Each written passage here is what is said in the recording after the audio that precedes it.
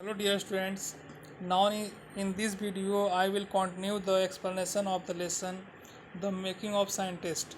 So see here, in his second year in high school, Richard Ebright began the research that led to his discovery of an unknown insect hormone.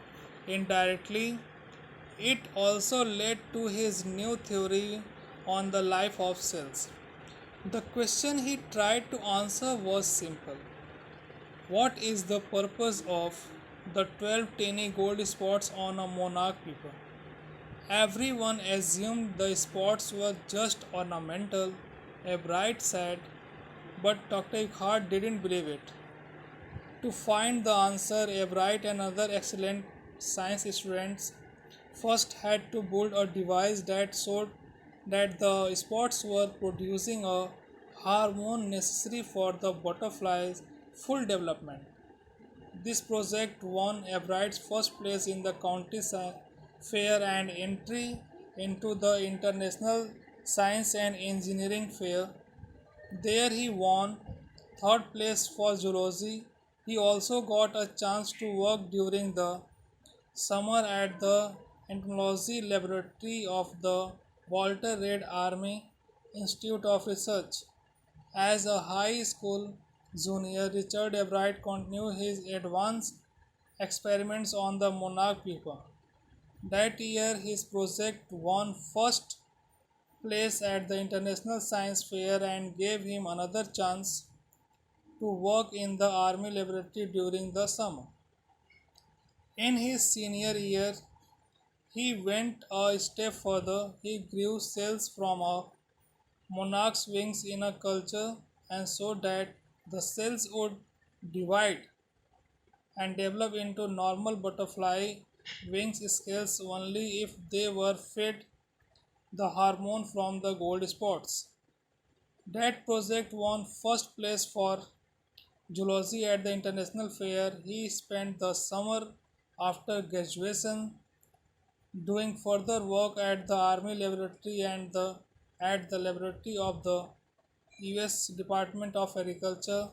The following summer, after his freshman year at Harvard University, Ebright went back to the laboratory of the Department of Agriculture and did more work on the hormone from the gold spots. Using the laboratory's sophisticated instruments, he was able to identify the hormone's clinical structure. A year and a half later, during his junior year, Ebright got the idea for his new theory about cell life. It came while he was looking at X ray photos of the chemical structure of a hormone.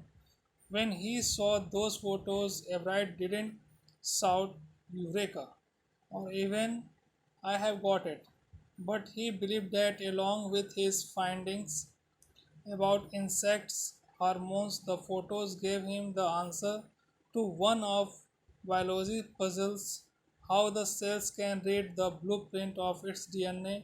DNA is the substance in the nucleus of a cell that controls heredity. It determines the form and function of the cell. Thus, DNA is the blueprint for life. Now, here, author explains that in his third year in high school, Richard Ebright began the research that led to his discovery of an unknown insect hormone, and indirectly, it also led to his new theory on the life of cells. This question he tried to answer was simple. What is the purpose of the 12 tiny gold spots on a monarch pupa? Everyone assumed the spots were just ornamental, Ebright said, but Dr. Eckhart didn't believe it. To find the answer, Ebright and other excellent science students first had to build a device that showed that the spots were producing a hormone necessary for the butterfly's full development. This project won Ebright's first place in the county science fair and entry into the International Science and Engineering Fair.